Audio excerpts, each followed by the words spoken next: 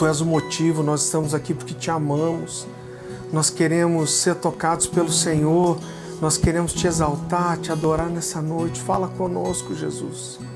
Os nossos ouvidos estão abertos para ouvir Sua voz.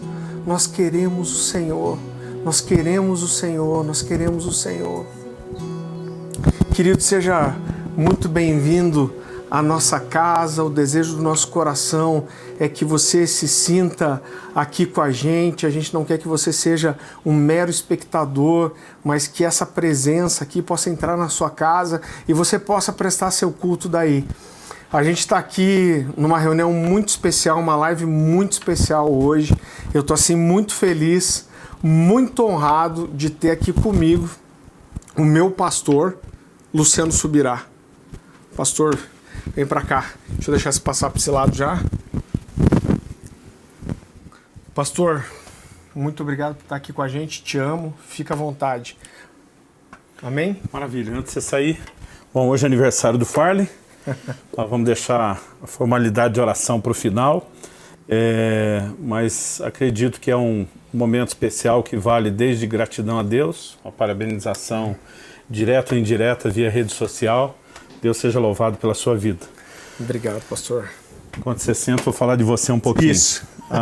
Farley, a minha conosco já há quase 13 anos e difícil quem não saiba disso, mas está na fase final de um processo de transição que vem acontecendo aí pelo menos há uns 2 anos, quase um ano que a gente está tratando disso publicamente na comunidade Alcance, e agora no dia 1º de outubro de 2020 nós vamos ter o culto de despedida dele, né? Fique atento, seja nas redes sociais dele, da comunidade Alcance, nós ainda vamos divulgar esses detalhes e esses horários, e eu queria falar um pouquinho a respeito disso, né? Apesar de já ter me pronunciado várias vezes em público, sempre tem gente tentando entender o desenho, o formato, desenrolar do acontecimento das coisas. Então pedi permissão ao Farley para tomar um pouquinho de tempo nessa live e falar mais uma vez sobre esse processo, né? Em primeiro lugar, a gente acredita que o reino de Deus é maior do que qualquer estrutura de igreja local ou mesmo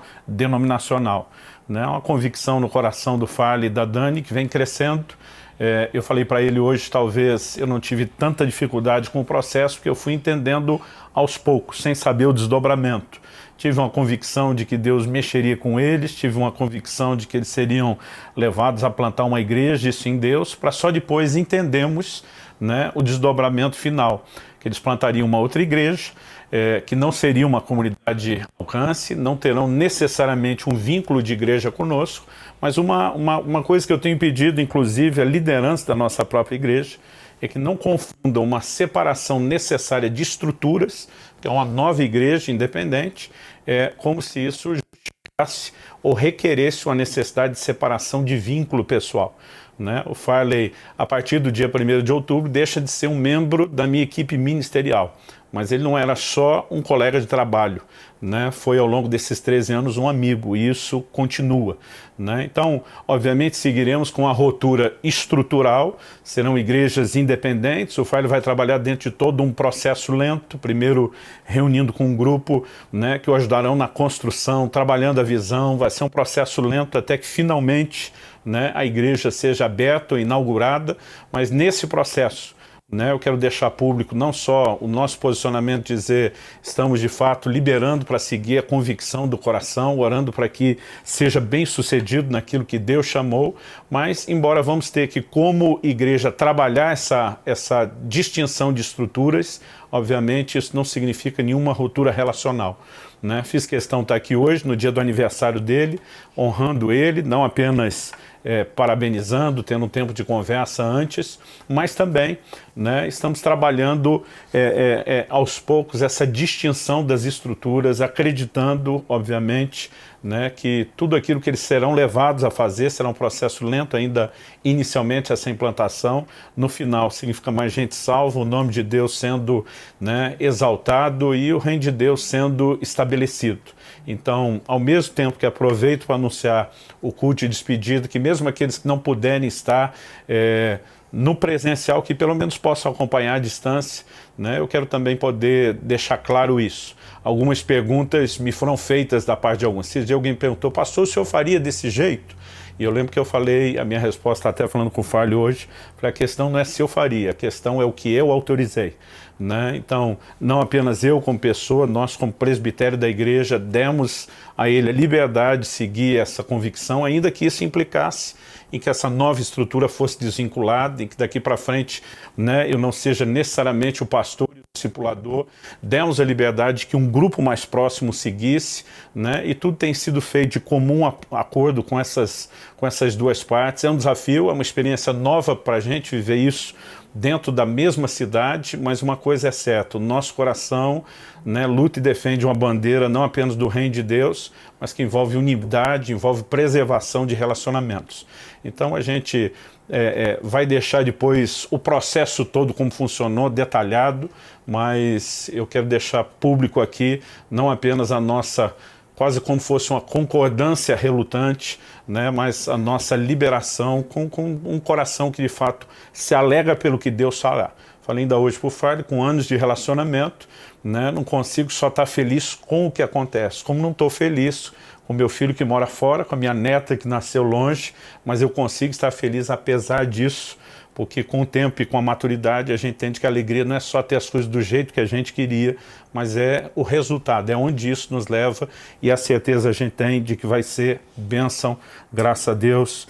No final nós falamos mais disso para não emocionar agora. Eu quero compartilhar uma palavra que está no Evangelho de Marcos, no capítulo 7, e eu quero ler do versículo 31 até o versículo 37. Nós temos um milagre operado pelo Senhor Jesus, a interpretação que o apóstolo João dá a respeito dos milagres de Jesus, depois de dizer, né, João claramente afirma, se todos os milagres que Jesus tivesse operado fossem registrados, né, o apóstolo João diz, nem no mundo todo caberiam os livros.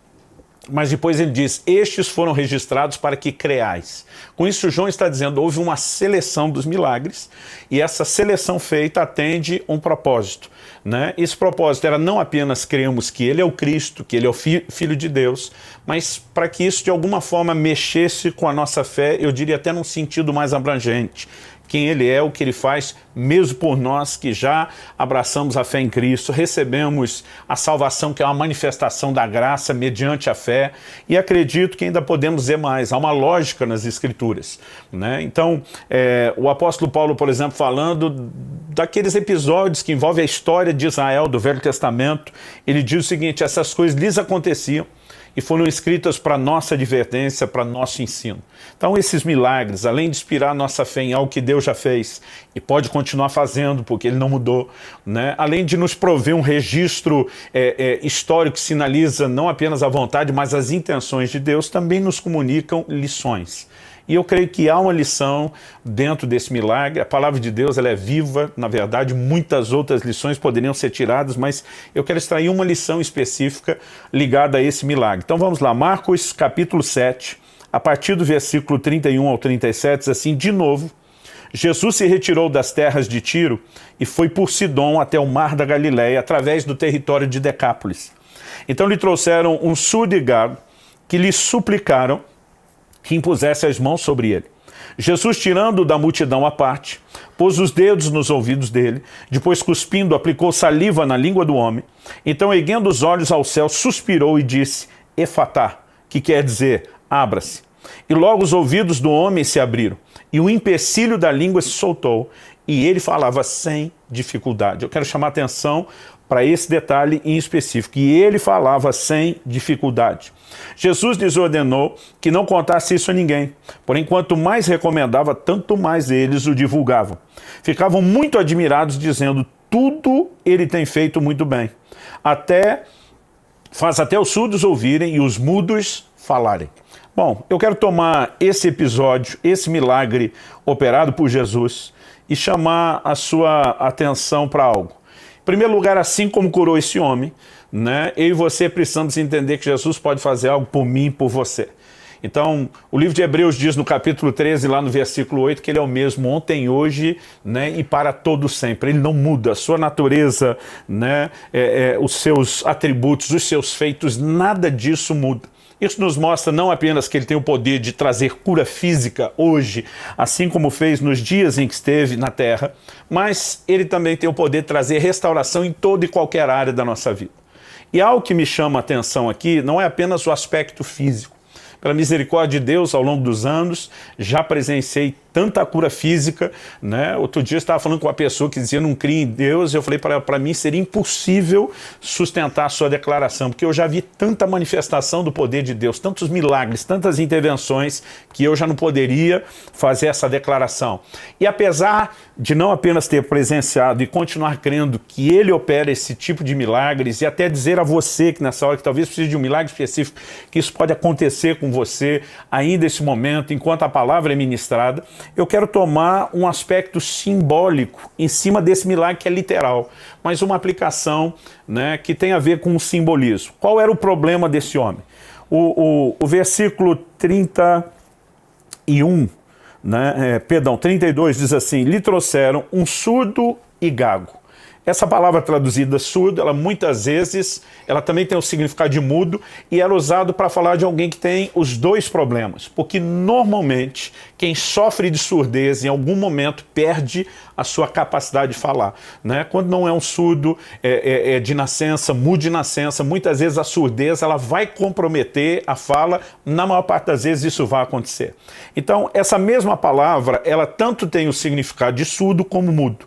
No entanto, a palavra seguinte, na minha versão que estou usando aqui, a Nova Almeida atualizada, diz gago, mas na verdade no original ela significa alguém que fala com dificuldade. Então o que a Bíblia está dizendo é que nós temos um surdo que tem dificuldade para falar. Subentende-se, pela lógica e por toda a informação científica que nós temos, que essa surdez, então, provavelmente não era de nascimento, porque essa pessoa ainda tinha a capacidade de falar, mas as dificuldades de falar, que são resultado da surdez, estavam cada vez mais evidentes. Então, é fácil separar a primeira palavra dizendo, não é mudo, porque a próxima diz que ele fala com dificuldade. Então, a mesma palavra que falava do surdo e mudo, que eles tinham uma definição só, ela é aplicada para alguém que, apesar da surdez, fala com dificuldade. E esse é o ponto que eu quero compartilhar. Eu e você existimos para cumprir um propósito de Deus que é muito abrangente. Mas se existe uma coisa que nós podemos de fato dizer que Deus, né, quer fazer, não apenas em mim, mas por meio de mim, não apenas em você, mas por meio de você, é transbordar a sua palavra.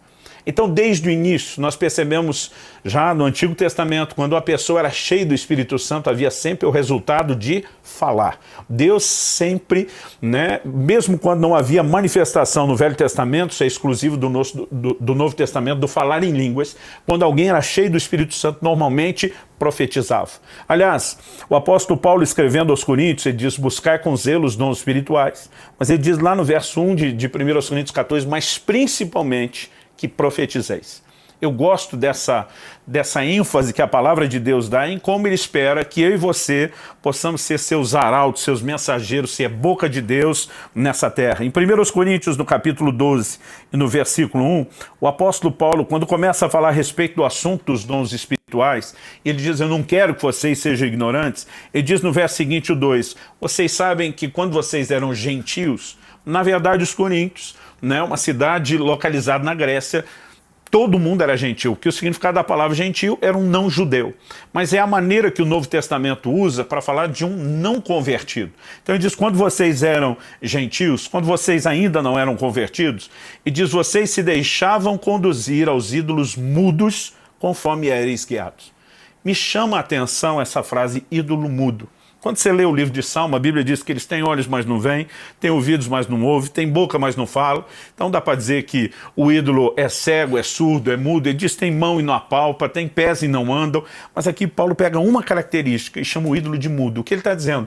Os supostos, os pseudos, os falsos deuses, que na verdade não eram deuses que vocês serviram antes na forma de ídolos, eles não falavam na sua vida.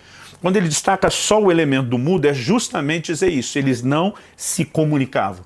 E há uma característica extraordinária em Deus, que é a sua capacidade de falar. Com a sua palavra ele criou todas as coisas. O mundo criado pela sua própria palavra é sustentado pela sua palavra. E esse Deus que fala, ele não fala apenas conosco de forma direta, né? Ele tem prazer de falar conosco também de forma indireta. E esse aspecto da profecia, né, profetizar significa falar por outro. É Deus movendo alguém pelo seu espírito a falar da parte dele algo para alguém. Mas falar da parte de Deus não envolve apenas inspiração profética. Todos nós que cremos em Jesus temos um mandamento de pregar o evangelho a toda criatura, de fazer discípulos, né? Temos um mandamento de anunciar e de compartilhar a sua palavra escrita. Os pais foram orientados por Deus desde a velha aliança a falar da palavra dentro de casa com os seus filhos, andando pelo caminho, quando se deitassem, ao acordar. Então, se há algo que nós podemos atrelar à nossa responsabilidade de vida cristã, é sermos mensageiros de Deus. Tanto pregando o evangelho para quem não conhece, comunicando a palavra para quem já aceitou Jesus e precisa agora de fortalecimento, de direção, de crescimento.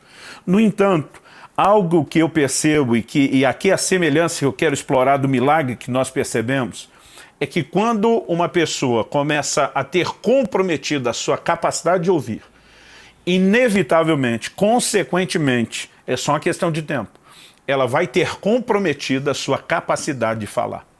E acredito que se nós temos um papel a desempenhar, né, seja dando testemunho, proclamando a palavra, sendo voz profética, se nós temos um papel da parte de Deus a ser exercido, uma missão de falar, de comunicar algo, nós precisamos entender que a única maneira de poder executar bem essa missão é que eu e você possamos ter a capacidade, antes de falar, de primeiro ouvi-lo. Aliás, eu gosto de uma frase de um escritor que eu admiro, aprecio muito, que é Tozer, ele diz: nunca ouça um homem que não ouve a Deus. Porque, na verdade, a nossa capacidade de falar da parte de Deus está atrelada, né, necessariamente a essa dependência de que primeiro a gente ouça Deus. Então, quem vai compartilhar a palavra, primeiro precisa ter entendido a palavra. Quem vai pregar o evangelho, primeiro precisa ter abraçado o evangelho. Quem vai profetizar precisa ser cheio do Espírito e conectado, ouvir Deus primeiro para poder ter o que falar depois. Agora, a verdade é que ao longo do caminho, né, ao longo da caminhada, e eu gosto de dizer que ouvir Deus, de uma forma ou outra, sempre resulta na pregação do Evangelho. Atos capítulo 13 fala de, né, profetas e mestres na igreja de Antioquia. A Bíblia diz que eles estavam orando, jejuando, ministrando ao Senhor. Na verdade, o texto não fala só sobre oração. Ministrar ao Senhor envolve adoração, envolve oração. E a Bíblia diz assim: disse o Espírito Santo, separai-me Paulo e a Barnabé para a obra a qual eu os tenho chamado. E a partir dali eles saem com um projeto missionário ousado como nunca antes, de levar o evangelho aos gentios, ao mundo todo, né? Era uma iniciativa missionária sem precedentes, resultado de terem ouvido a Deus. Isso significou exatamente no cumprimento da comissão e muita gente recebendo o evangelho. Agora, essa coisa de falar da parte de Deus, eu não quero ter uma aplicação só. Eu acredito que, por um lado, a gente pode falar de pregar o evangelho, por outro, nós podemos falar de transmitir a palavra, até porque Jesus não falou só sobre anunciar o evangelho uma única vez. Ele diz: façam discípulos. Discípulos são aprendizes. Essas pessoas que são levadas a um compromisso com Cristo, elas precisam continuar sendo instruídas, ensinadas depois. Paulo, depois de alguns anos, relacionando com os irmãos na igreja de Éfeso, ele fala para os presbíteros daquela igreja: eu não me esquivei de anunciar a vocês todo o conselho de Deus. Em outras palavras, ele está dizendo: eu não preguei só os primeiros passos da vida cristã, o passar pela porta da salvação, mas eu anunciei tudo o que vocês precisavam ouvir. Então, seja o testemunho de Cristo, a pregação do evangelho, seja ensinar a palavra, seja esse elemento profético, tudo o que envolve o falar da parte de Deus, ele não poderá ser bem executado se em algum momento eu e você tivermos comprometido a capacidade de ouvir a Deus. E quando a capacidade de ouvir a Deus ela começa a ser comprometida, então a capacidade de falar também será comprometida. A boa notícia é que nós vemos Jesus tocando aqui um homem que está com dificuldade de falar, está com dificuldade de ouvir. Aliás, é ali que se origina o problema. E quando Jesus traz cura e restauração para ele, isso também me mostra que não só no aspecto físico nós podemos viver de forma literal esse tipo de cura e intervenção, mas também numa aplicação espiritual, simbólica, nós podemos entender que o que Jesus fez pode e, na verdade, deve nos inspirar a viver esse mesmo tipo de restauração. Né? Eu tenho dificuldade, às vezes, para nomear alguns princípios que são muito abrangentes. Mas se pudesse dar um tema a essa mensagem, seria retomando o testemunho, retomando, né, a proclamação da palavra. Alguns de nós, ao longo do caminho, perdemos a capacidade de comunicar o evangelho a gente próxima de nós, que ainda não ouviu ou não entendeu ou não abraçou o evangelho. Mas muitas vezes, né, conheço pessoas que até conseguem falar de Jesus para quem nunca ouviu, mas não tem mais nada da parte de Deus para alguém que já abraçou a fé e ainda precisa de orientação, precisa de sustento. A verdade é que se eu e você perdemos a nossa capacidade de ouvir a Deus, nós também perdemos a capacidade de falar da parte dele. E esse milagre, operado por Jesus, me mostra que as duas coisas podem ser resolvidas pelo nosso Senhor Jesus. Agora, eu queria que a gente pudesse olhar o que ele fez e dividir isso, né? Talvez separar aqui atos específicos de Jesus que podem nos orientar. E o versículo 33, aqui do Evangelho de Marcos, no capítulo 7, onde lemos, ele nos dá a primeira informação que eu queria usar aqui para chamar a sua atenção. Verso 33 diz assim: Jesus tirando da multidão à parte. Né? A maior parte dos milagres que Jesus operou foram diante da multidão. Normalmente, né, nós podemos pegar e dizer, aqui está a grande maioria. Quando não eram diante da multidão, é porque Jesus tinha encontros pessoais onde não havia muito público. Mas é raro Jesus estar diante da multidão e tirar alguém do meio da multidão para lidar com ela à parte. Imagino que a razão pela qual Jesus fez isso não seja algo que eu e você vamos conseguir deduzir, principalmente não havendo informação. Mas dá para especular e pensar um pouquinho. Né? Não acredito que Jesus tire esse homem da multidão preocupado, né, com o bem-estar dele. Nós não podemos dizer que nem o barulho da multidão estivesse incomodando. Eu acredito que nós temos aqui um princípio espiritual. Determinados assuntos não se resolvem em público, se resolvem à parte, a sós, num lugar com Deus, onde nós podemos caracterizar aquilo como um encontro pessoal. E o que, em primeiro lugar, eu quero destacar aqui, né, é que, em primeiro lugar, nós vemos o próprio Jesus tendo essa capacidade de muitas vezes deixar a multidão para ter o seu tempo a sós com Deus. Marcos capítulo 1, versículo 35, nos mostra que muitas vezes Jesus deixava as multidões que o procuravam para estar no lugar à parte orando. Lucas capítulo 5, versículo 16, nos diz a mesma coisa. Lucas capítulo 6, versículo 12, eu poderia dar uma lista de momentos onde nós vemos Jesus separando da multidão para ter o seu tempo com Deus. Isso significa que eu e você precisamos de reuniões públicas, sim. Precisamos dos cultos e congregar com outros, sim. Mas também precisamos de encontros pessoais a sós com o Senhor. Jesus, no Sermão do Monte, diz: entra no teu quarto, fecha a tua porta e fala com o teu pai em secreto. Nós precisamos viver essa vida de relacionamento pessoal, né? Uma vida de práticas devocionais. E acredito que esse tipo de assunto, ele não se resolve nas reuniões públicas. Ele se resolve quando nós voltamos a ter esses momentos pessoais, né, à parte, a sós com Deus. Interessante que um pregador do século XIX, Moody, fez uma afirmação. Ele diz: nessa era de correria e incessantes atividades, precisamos de algum chamado especial para nos retirarmos e nos colocarmos a sós com Deus por um tempo todos os dias. O que ele chama de um mundo de correria e incessantes atividades eram os primeiros meios de transportes mais evoluídos surgindo, né? O carro sendo popularizado, os trens. Eles não tinham sequer os meios de comunicação que nós temos, mas a sociedade, a cultura vivia uma revolução no sentido de que as pessoas começaram a poder fazer cada vez mais coisas, né? Se locomover e realizar cada vez mais coisas em cada vez menos tempo. E ele já dá um sinal há 2 séculos atrás, né, de que naquela correria era importante que as pessoas conseguissem entender um chamado de Deus para estar sós com ele. Agora, no momento hoje, né, 2 séculos depois, não necessariamente os 200 anos cheios, mas 2 séculos à frente, você compara a evolução, é impressionante. né? Hoje a gente consegue, eu tenho vivido isso, às vezes eu prego no norte e nordeste do Brasil no sábado à noite ou domingo de manhã, eu já estou em Curitiba pregando e ministrando para a nossa igreja. Nós temos a capacidade de fazer cada vez mais coisas que estão transpondo os limites, né? Esse mundo digital, você que está recebendo essa palavra pode estar num lugar muito distante daqui, mas conectado, ouvindo, acompanhando. Isso significa que nós estamos vivendo um mundo de uma correria ainda maior do que esse tempo de mude. E cada vez mais nós temos concorrências para não estar nesse tempo a sós com Deus.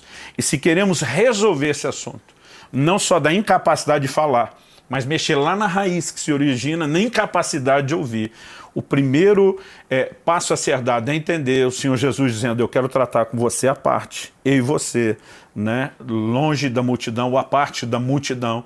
E se esse for o primeiro passo dado, os outros se tornarão também possíveis. Se o primeiro for negligenciado, eu acredito que nós nem iremos evoluir.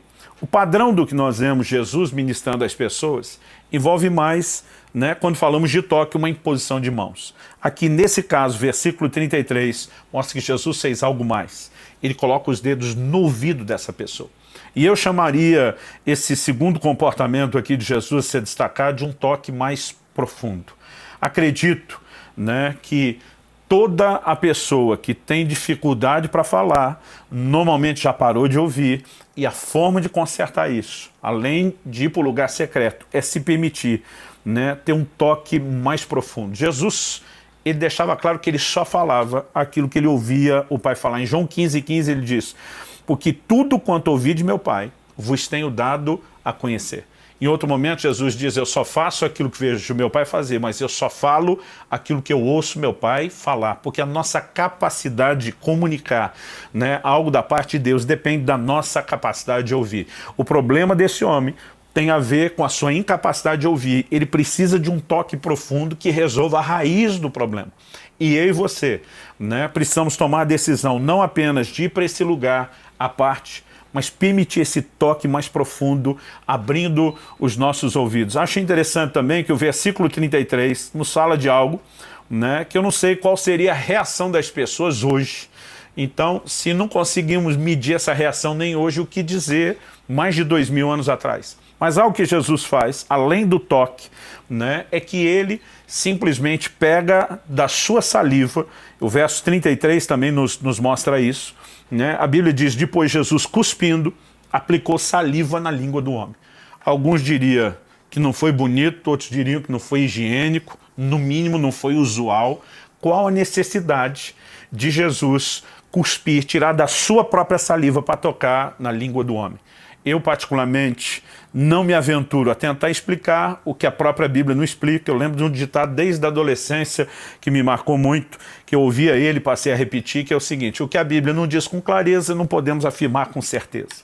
Mas se há algo nessa simbologia que eu destacaria, é que qual é o efeito da saliva? Né? Muitas vezes a gente que fala bastante, várias vezes por dia, às vezes por tempos maiores, a gente tem sempre um recurso como esse, de uma caneca com água, que é mais do que a pausa para a reflexão, né? Às vezes é o socorro para que a língua consiga recuperar aquilo que é uma função da saliva. Ela tem essa capacidade aí antissecura, né? Porque se a gente não tiver a saliva operando devidamente, entre outras funções que ela tem, a capacidade de falar vai ficando cada vez mais difícil. É como se Jesus estivesse olhando para esse homem dizendo: primeiro eu toquei no seu ouvido, porque o seu problema começa com ouvir, mas agora eu quero capacitar a sua forma de falar. Então eu vou te dar daquilo que é meu, daquilo que capacita a minha fala, para poder habilitar você e também a sua fala. Então, resolvido o problema de ouvir, aí vem esse toque, né, na língua, e acredito que a gente poderia dizer isso. Em Lucas, no capítulo 4 e no versículo 32, nós temos uma afirmação da palavra de Deus que eu queria também citar aqui dentro desse contexto. Lucas 4, 32, que diz o seguinte: à medida que Jesus estava, a reação das pessoas, e maravilhavam-se com a sua doutrina, porque a sua palavra era com autoridade. né? De alguma forma, nós vemos as pessoas admirando Jesus pela sua maneira de falar. Não apenas sua sabedoria, não apenas a capacidade de transmitir o que ouviu do Pai, mas até a forma como comunicava. E quando eu olho para as Escrituras, eu não vejo momento algum Jesus dizendo, olha, eu vivi isso, uma coisa muito especial, porque eu sou filho de Deus, e infelizmente para vocês não haverá uma forma de reproduzir, pelo contrário. Né? Jesus diz, quem crê em mim fará não só as obras que eu faço, mas até maiores. Então, o mínimo que a gente poderia esperar é fazer a mesma coisa. Ele tenta nos fazer acreditar que podemos até mais. No Evangelho de João, no capítulo 20, nos versos 21 e 22, Jesus sopra sobre os seus discípulos depois da ressurreição e diz para eles assim, assim como o Pai me enviou, eu envio vocês. Em outras palavras, como ele me capacitou, como ele me habilitou, eu também capacito, eu também habilito vocês. Em outras palavras, ele estava dizendo, você não precisa esperar nada menos, nada inferior. Quando ele toma daquilo que envolve a sua língua para tocar na língua dessa pessoa, ele está dizendo, eu posso dar a você aquilo que me habilita para que você funcione exatamente da mesma forma e da mesma maneira. Eu acredito nisso de todo o meu coração. Quando Moisés está lá diante da sarça, Êxodo 4, dando desculpa, dizendo para Deus, Senhor, eu tenho dificuldade de falar, envia outro. Né? O Senhor diz com ele, eu serei com a tua boca, eu te ensinarei aquilo que você deve falar. Né? Jesus disse aos seus discípulos, quando vocês estiverem diante de reis e tiverem que testemunhar, não se preocupe com o que ou como vocês vão falar aquela hora, porque vos será concedido o que falar. Não serão vocês falando, será o Espírito do vosso Pai falando por meio de vocês, e isso tudo me inspira a acreditar que esse processo que começa com a gente saindo da multidão, recebendo um toque mais profundo nos ouvidos e reconectando a capacidade de ouvi-lo, significa que não só automaticamente por ouvir teremos o que dizer, mas que ele também vai nos ungir e nos capacitar para que a gente também tenha o que falar. E, em último lugar, aqui já no versículo 34, né, o texto nos mostra o seguinte, Marcos 7, que é o nosso texto principal aqui, versículo 34, diz, então erguendo os olhos ao céu, suspirou e disse efatá, que quer dizer abra-se. Nesse momento, esse suspiro de Jesus me chama a atenção. Em primeiro lugar, essa coisa do suspiro, ela sempre tem um elemento emocional. E acredito que de alguma forma, né, vários momentos Jesus mostra que como homem, ele tinha essas reações emocionais aos seus discípulos. Ele se compadece de uma multidão, né, olhando para eles dizendo, são como ovelhas que não têm pastor. Né? Há momentos onde Jesus, incomodado com os discípulos, com o comportamento dos seus próprios discípulos, diz, até quando vos sofrerei? Traduzindo isso, é por quanto tempo mais eu tenho quanto a vocês, cambada. Né? Então, nós precisamos perceber que havia reações naturais, normais, comuns a um homem, e há momentos onde essas coisas estão combinadas a um entendimento espiritual. Né? Há momentos onde vemos indignação em Jesus, e nesse momento o suspiro me faz entender, no original grego, a palavra aqui traduzida stenaz, ela tem mais a ver com gemido do que só o suspiro. Né? Eu diria que o suspiro talvez é o mínimo que nós podemos tirar disso, e outras traduções falam de um gemido. De alguma forma o Senhor parece sofrer com essa nossa incapacidade de ouvir e falar. Ele está disposto a intervir. E é nesse momento que nós temos aqui uma outra figura interessante. Né? O suspirar normalmente é você botar o ar para fora. Né? Normalmente a gente fala do que é inspirar e expirar o ar, mas o suspiro envolve você botar o pulmão para funcionar e soprar alguma coisa para fora. Interessante que na Bíblia, a palavra que normalmente é traduzida como espírito, seja no Antigo Testamento, no hebraico, no Antigo Testamento, ruá, ou no grego do Novo Testamento, pneuma, essa palavra significa sopro, ela significa vento. Quando a Bíblia diz que ao criar o homem Deus sopra nas suas narinas, ali é a primeira menção que nós temos da palavra espírito, sopro. Quando Jesus ressuscitou, João 20 nos mostra que ele soprou sobre os discípulos dizendo, recebei o Espírito Santo. Aqui eu também acredito que mais uma vez Jesus mostra que o que complementa o processo, seja abrindo os nossos ouvidos para voltar a ouvir, seja, né, capacitando, turbinando a nossa forma de falar, é justamente a ação do Espírito Santo nas nossas vidas. Essa coisa que nós vemos desde o Velho Testamento e repetida inclusive no Novo Testamento, de falar quando está debaixo, né, do enchimento, da inspiração do Espírito Santo, essa conexão, ela não pode ser ignorada. Aliás, em Atos capítulo 1, versículo 8, Jesus diz: recebereis poder ao descer sobre vós o Espírito Santo, então vocês vão ser minhas testemunhas. Em outras palavras, ele está dizendo, o resultado final é que o Espírito Santo sempre bota aqueles que ele encheu para falar algo da parte de Deus na vida de outros. Acredito que nós temos uma igreja que ela tem se tornado muitas vezes mais teórica do que prática. A gente sabe que é um mundo precisando de salvação e a gente simplesmente não consegue falar. Quando eu olho para alguns exemplos na Bíblia, eu vejo justamente o contrário. Eu vejo gente que estava tão conectada em ouvir Deus, estava tão cheio do Espírito Santo, que o que eles não conseguiam era parar de falar. Por exemplo, em Atos capítulo 4, versículo 20, os apóstolos dizem, pois nós não podemos deixar de falar das coisas que vimos e ouvimos. Esse era, nós enxergamos, nós ouvimos algo. Não tem como agora a gente deixar de falar. Agora, vamos imaginar que se hoje nós tivéssemos uma igreja, as estatísticas já diziam há 10 anos atrás que nós éramos 40 milhões de evangélicos. Estamos aguardando os novos dados do censo, mas acredita-se que nesse momento, numa nação de 200 e poucos milhões, nós já estejamos perto dos 60 milhões de evangélicos. Né? Os mais conservadores dão a marca de pelo menos 50, os empolgados chegam a passar de 60, eu ficaria aí com perto de 60 milhões. Você consegue imaginar se esses 60 milhões, além de viver o Evangelho, de fato comunicasse como deveria, qual seria o impacto disso na nossa nação? Mas, infelizmente, o que a gente ouve de muita gente hoje não é a frase eu não posso deixar de falar aquilo que eu tenho ouvido. É com a gente que diz eu não consigo falar o que eu ouvi ou o que eu deveria ter ouvido.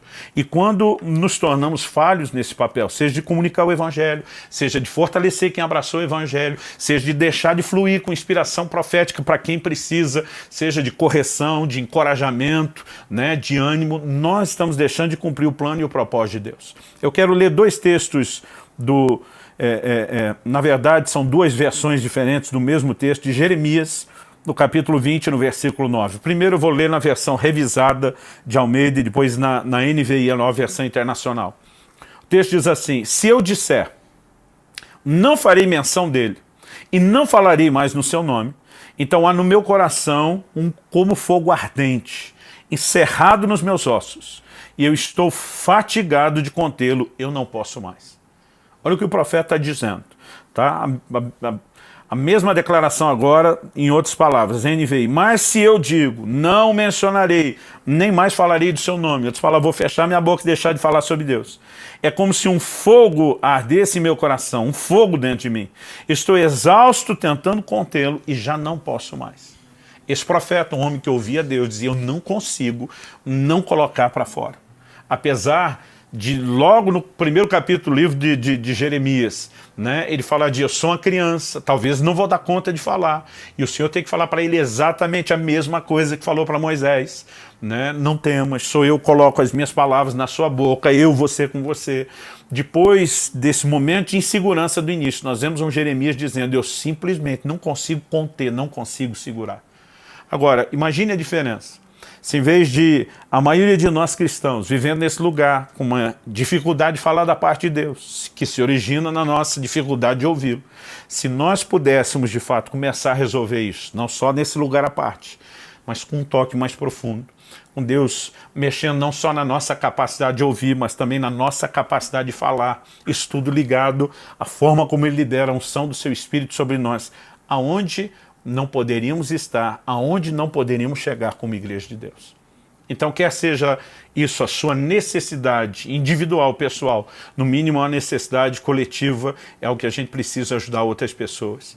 E, de alguma forma, o Senhor da igreja que nos comissionou a falar e sabe que muitas vezes a gente está tendo dificuldade de cumprir aquilo que nos foi dado. Ele está dizendo, eu tenho não apenas uma ordem que foi dada para depois ficar cobrando, né, vocês por um peso que carregaram e não conseguiram, mas é como se ele estivesse dizendo, eu tenho condições de fazer você funcionar nesse lugar, que eu espero que você esteja lá. E quando nós começamos a olhar as coisas nessa perspectiva, eu e você podemos, né, ter essa capacidade de entrar nesse lugar registrado no verso 35. A Bíblia diz, os ouvidos do homem se abriram, o empecilho da língua se soltou. A Bíblia diz, e ele falava sem dificuldade. Que quando os ouvidos se abrem, o toque do Senhor se manifesta. Nós vamos falar sem dificuldade. E que isso possa nos levar, né, a não apenas ter essa alegria, a realização, dizer o Senhor me tocou, eu vivi um toque, uma intervenção dele, mas que a gente entenda o porquê. Né? Muitas vezes nós estamos buscando intervenções de Deus numa perspectiva muito egoísta, como se dissesse respeito só a nós e a nossa necessidade. Eu acredito que nós temos que pensar sempre no que Deus quer transbordar, no que Ele quer fazer através de nós, depois dele ter feito algo em nós. Eu quero que você se pergunte hoje, como tem estado a sua capacidade de falar? Né? Eu não estou dizendo que você necessariamente tem que se levantar no lugar público e ser um orador que vai falar para muita gente. Nem todo mundo vai viver esse aspecto, mas no mínimo, um mano a mano, encontrar pessoas, trazer uma mensagem da parte de Deus, né? Por mais curta, por mais simples que seja, às vezes desprovida de muita explicação. A Bíblia fala de uma mulher samaritana que depois do encontro com Jesus vai, chama e traz a cidade toda para ouvir Jesus. Depois o pessoal ouve Jesus e fala para a mulher, agora nós queremos, não é mais por causa do que você falou, é por causa dele. Tipo, agora fez bem mais sentido. Mas ela teve a capacidade de atraí-los para quem tinha o poder de explicar melhor, sim. De alguma forma, ela também foi um porta-voz, sim. E há formas e maneiras distintas, seja de pregar o evangelho, de encorajar as pessoas, né, de trazer essas palavras de ânimo, de encorajamento, ou mesmo de conforto e exortação que o profético carrega, mas eu e você precisamos cumprir o papel de ser boca de Deus. Só vamos poder viver isso, né, se conseguirmos conectar com Ele, ouvir o coração de Deus. Né? Um dia a pessoa me perguntou, e ela falou assim, pastor, se o senhor tivesse que tentar definir uma das coisas que mais enche o seu coração de realização, o que seria? Né? A pessoa falou, eu vejo tanto que o senhor gasta tempo pregando a palavra, ensinando, né? Tentando comunicar a palavra de Deus aos outros. Isso é uma das coisas que mais te realiza? Eu falei para ela, sim e não. Ela falou, como sim e não? Eu falei, sim, porque é o cumprimento de um propósito, mas não porque não é isso. Eu disse para aquela pessoa, eu falei, isso é só a consequência. O que mais me realiza, antes mesmo de eu falar, é quando eu ouço Deus. Né? Os momentos quando a revelação da palavra começa a fluir dentro de mim, né? Eu definiria como talvez um dos mais intensos no meu momento a sós com Deus e de intimidade. Quando eu começo a encaixar as peças do quebra-cabeça, quando eu começo a entender o que Deus pela sua palavra, né? Ou mesmo por um confronto direto, o Espírito Santo está falando comigo, essa capacidade de estar próximo. Quer dizer, o criador e sustentador de todas as coisas se comunicando direto comigo, falando comigo, num nível pessoal. Né? Não há nada que me empolgue tanto. E eu comecei a pensar depois disso, falei, mas será que isso é algo que tem a ver com intimidade? É só realização pessoal?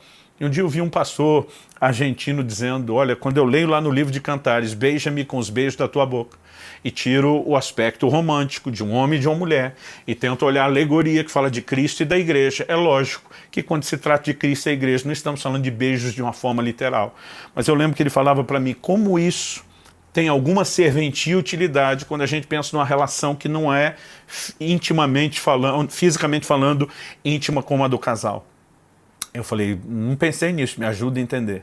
Luciano, aquele clamor de beija-me com os beijos da sua boca, para mim, por parte da igreja, deveria ser feito mais ou menos com esse nível de entendimento. Ele me disse, toma daquilo que está na sua boca e coloque na minha boca. Ele falou assim, quando nós começamos a entender o que é capital, o que está ali dele, recebemos e entendemos que ele quer transferir isso não só para o ouvido, mas para a nossa boca, para ser comunicado. Ele falou, eu olho para isso não apenas como cumprimento de um papel, mas como a capacidade de alcançar o mais profunda intimidade que nós podemos ter com ele. De alguma forma que me fez muito sentido. Né? E se alguém tiver uma explicação melhor e diferente, que me traga, porque até agora essa é uma das coisas que, inclusive somando ao lado prático, me faz entender, não é algo que só realiza, né? Nos leva a esse senso, a esse lugar de eu tenho intimidade com Deus. Então, se você é alguém que fala pouco da parte de Deus para os outros, não estou falando sobre necessariamente uma pregação, né? Eu encontro pessoas, e eu amo estar com gente que me faz rir e conta piada, mas eu encontro pessoas que muitas vezes nunca tem nada para falar da parte de Deus. Não tem um versículo que Deus falou com ele, não tem nada que está sendo trabalhado naquele momento, não tem uma mensagem para trazer para ninguém, nunca em momento nenhum. E eu acredito que se você tem vivido dessa forma, você precisa reconsiderar se você está cumprindo ou não o papel que Deus espera de todos nós. Talvez você não precise ser o pregador do púlpito, mas alguém que com um único versículo, com uma palavra simples, vai fazer diferença na vida de alguém. Às vezes com um telefonema, mas debaixo de uma inspiração profética, trazer uma correção ou encorajamento. A capacidade, às vezes, parar, seja um conhecido ou um estranho, e falar um pouco a respeito de Jesus. São coisas que não podem estar fora da nossa vida. E se você é alguém que tem que retomar essa capacidade de falar. Então, vamos recapitular. Isso vai ser tratado num lugar à parte. Precisa de um toque mais profundo, e o problema, antes de ser tratado aqui no nível da boca, tem que ser tratado aqui no nível do ouvido, a capacidade de ouvi-lo, vai ter esse empoderamento, e tanto o toque no ouvido como na boca estão relacionados com essa ação poderosa e inspiradora do Espírito Santo. Então que o Senhor nos ajude a viver esse papel, né, e a transbordar a sua palavra, seja evangelística, seja uma palavra bíblica, seja uma palavra profética, que nós possamos ser boca de Deus nessa terra, que nós possamos ser a voz do Senhor nessa terra, e que a gente, né, possa se unir a esse Deus que fala, diferente dos ídolos mudos, e que, né, juntos com Ele, nessa parceria tão honrosa e privilegiada, a gente participe sempre desse projeto de estar mudando a vida de pessoas por meio da palavra de Deus. Que o Senhor te abençoe, que Ele de fato te fortaleça. Gostaria de orar com você. Pai, nós clamamos pela vida de cada um dos nossos irmãos e irmãs que nos ouvem. Eu creio que alguns estão em lugares diferentes. Alguns estão apenas precisando de um encorajamento para te ouvir mais e talvez falar mais, mas isso não significa uma negligência completa no ouvir e no falar. Outros talvez já estejam precisando de fato de um toque, de um milagre, de uma mudança que aconteça por intervenção sobrenatural, porque desconectaram, perderam a capacidade de te ouvir, e dessa forma eles vêm comprometendo a capacidade de falar. Nós oramos pelo sopro do Teu Espírito Santo. Nós oramos pelo Teu toque.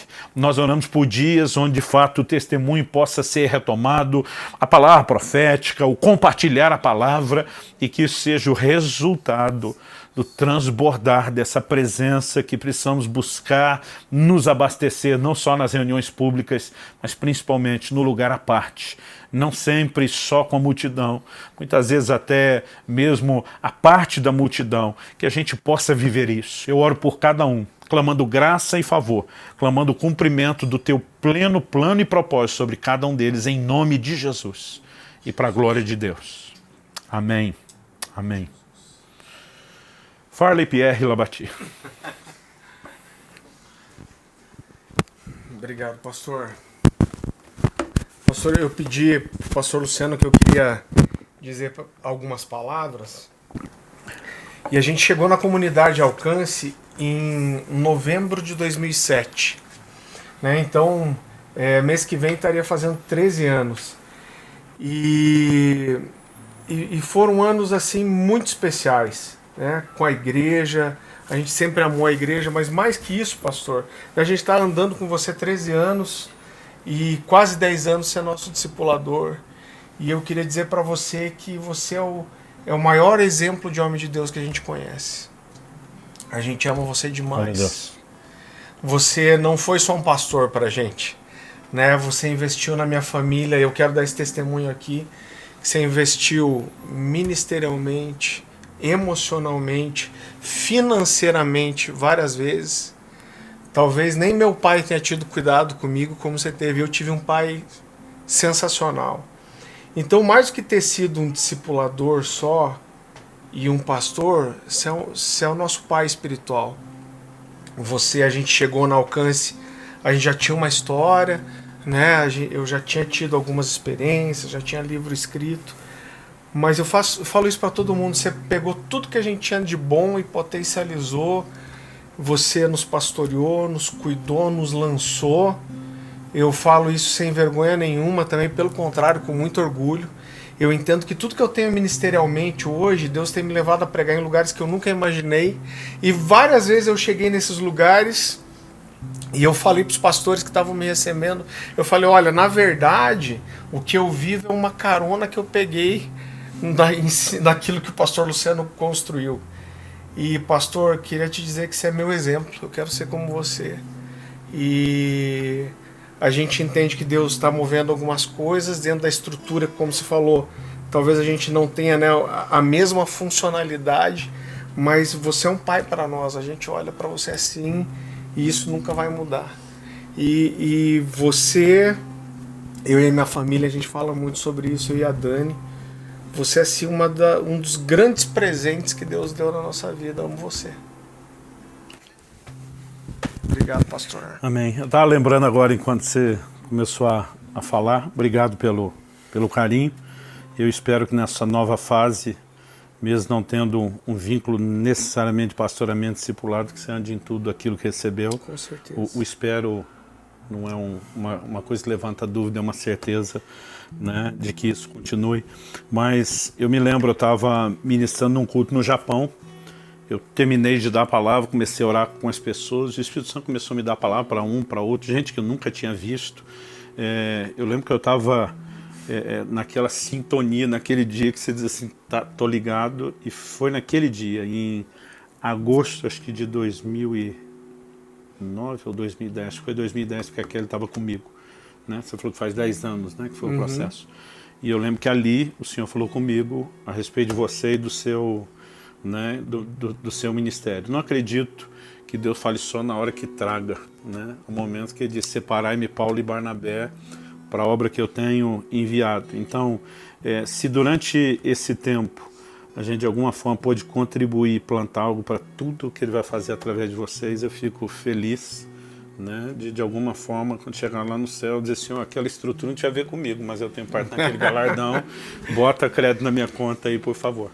Eu queria que a gente orasse com você pelo seu aniversário, né, e suplicar a favor, a graça de Deus. Daqui uns dias nós vamos orar pela nova fase, mas por enquanto eu queria abençoar a sua vida. Pai, te agradecemos mais um ano de vida do Farley, te agradecemos porque ele não apenas te encontrou, podemos dizer, o Senhor o encontrou, as duas coisas, mas ao longo desse tempo, desde esse encontro, ele tem voltado o coração para o Senhor, para a sua palavra, tem crescido e tem procurado a Deus viver de forma a transbordar essa bênção. Nós oramos por saúde, por proteção, por provisão, por bênção sobre a sua casa, não apenas por causa daquilo que o Senhor quer dar a ele.